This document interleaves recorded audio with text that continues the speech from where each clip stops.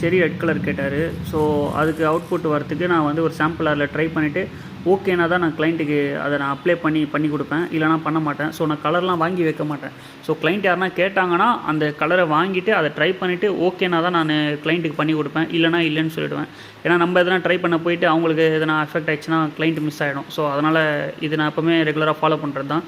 So blender எடுத்துகிட்டு 40 ml mix பண்ணி ஒரு 30 to 45 minutes விட்டாச்சு. அதுக்கப்புறம் அந்த செரி ரெட் கலருன்றது ஃப்ளேம் ரெட்னு சொல்கிறாங்க. அந்த நேம் வந்து கரெக்டாக மென்ஷன் பண்ணோன்னா. ஸோ ஸ்டீக்ஸ் பிராண்டு தான் இது. இதில் ஒரு 20 ml மிக்ஸ் பண்ணி இது ஒரு 30 to 45 minutes விட்டால் இதுதான் அவுட்புட்டு. ஸோ அவர் கேட்ட கலர் வந்துச்சு. பட்டு அவர் வேணாம் சொல்லிட்டார். இருந்தாலும் நம்ம இது ஒரு கற்றுக்கின மாதிரி ஆயிடுச்சு. கலரு இந்த கலருக்கு இது நல்லா இருக்குன்னு சொல்லிட்டு. ஸோ வேறு யாருனா கேட்டு வருவாங்க. இதை நம்ம கரெக்டாக பக்காவாக பண்ணி கொடுத்துடலாம் அப்படின்ட்டு தான்.